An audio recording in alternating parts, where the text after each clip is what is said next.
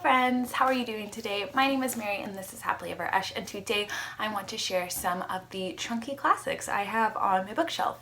So this is a part of the Unread Shelf project that I'm trying to do in 2018, where I want to highlight some books off my shelves and then hopefully be encouraged to pick them up in 2018. So I am going to share with you some of the chunky classics on my shelf that I'm very excited about, and maybe, just maybe, at the end of 2018 I will have read some of them. So let's just get started. The first one that I have, I just received from Christmas from my Nana, and this is Wives and Daughters by Elizabeth Gaskell. As you may know or may not, I read North and South last year and absolutely adored it. And so I pretty much want to read anything that Elizabeth Gaskell has written, and this is her most chunky novel, but also a lot of people consider her greatest. This was her last book that she wrote, and she actually was not able to finish it. This sounds like there's some romance, there's some scandal, there's some gossip. It just sounds like so much fun, but also really poignant and powerful. We follow our main protagonist, Molly Gibson, where she forms a very close friendship with a very worldly woman.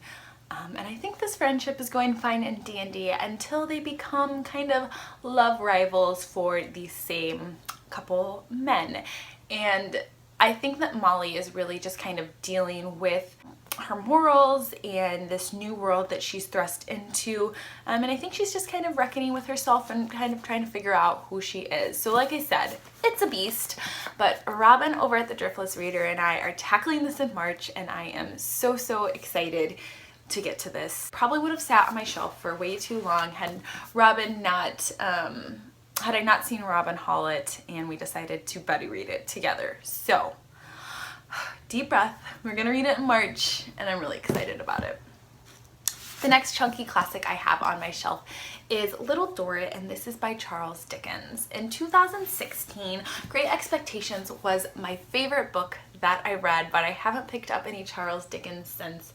And maybe this chunk of a book will be the next one. This seems to be very satirical, Charles Dickens kind of poking at poverty and the systems that surround it. I think as well as with the judicial system and the prison system, and kind of just the ridiculous amount of time it was taking to get anything done in that system. So I think that Charles Dickens is biting and funny, but also really just crafts a compelling story. So I cannot wait to read Little Dorrit. I know a lot of people absolutely adore this book, and I know that this is the movie cover, the PBS masterpiece, but I love it. I think this lady is just so pretty, and the spine's really pretty, so that helps, right? That's always an encouragement when you have pretty books to pick them up.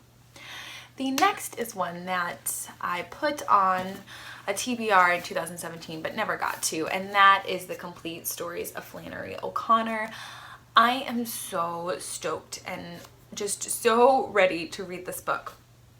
Flannery O'Connor is just the queen of short stories.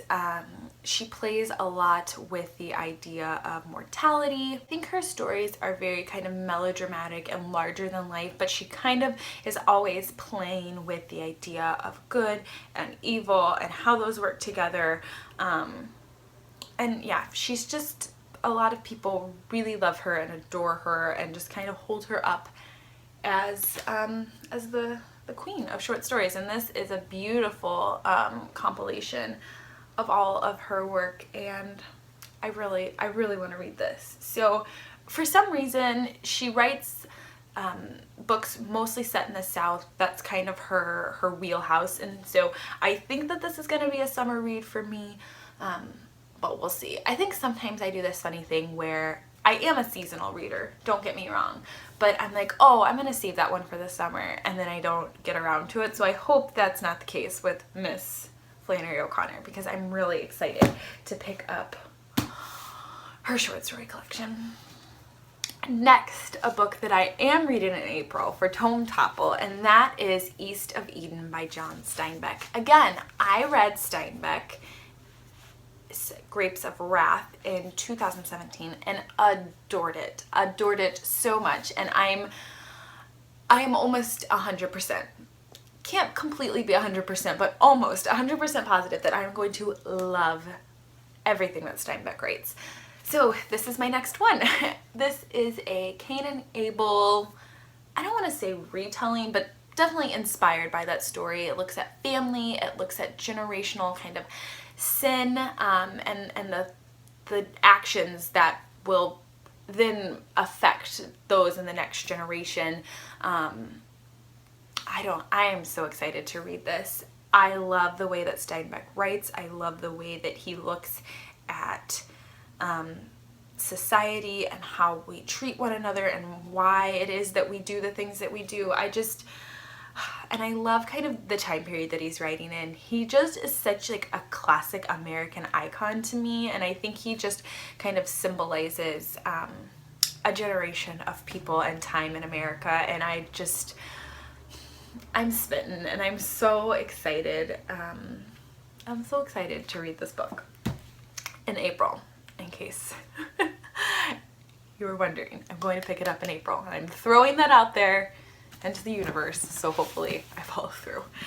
And then last but certainly not least, a book that I started to read in 2017, lost steam with, but was really enjoying when I was reading it, and that is Anna Karenina by Leo Tolstoy. I got this far, and I have all of this left to go. I must say, I really remember what I read though, because I went to pick it up the other day, and I did have to go and refresh myself on the names, but this book has a great list in the front of all the principal characters, which I would highly suggest if you are reading this book because they all have a lot of different names. Anyway, what is this book about? It's about so much. I mean, it's huge, but I think the themes that Tolstoy is playing with are the Russian kind of, I don't know if royalty is the best word, the aristocratic people in Russia, and following their lives, following what plagues them, and I think a really intense character study of all the characters in this novel. And I'm sure I'm not doing a bit of justice to this masterpiece, but I was loving it so far. It's so quiet in a way, and it's not, nothing super exciting or crazy is happening, but the way that Tolstoy talks about these characters and what the characters are feeling transcends time. Like the things that he's saying, I feel like as modern readers we can relate to in some way, and I think that's really special and cool. So will 2018 be the year that I finish this beast? Who knows, but I sure hope so. So those are 5 chunky classics I have on my shelf that I'm really looking forward to getting to. There they are in all their big book glory. I would love to know, are you interested in chunky classics? Maybe ones that I didn't mention in my list that you think I should check out, or ones that you really loved. I might have them somewhere on my classic shelf. I have quite a few books, unread books on my classic shelf. So anyway, I'd love to chat with you about these books, about any chunky classics that you love. Yeah, please talk to me in the comments down below. I hope that you guys are having a great day, and I hope to talk to y'all very soon. Bye.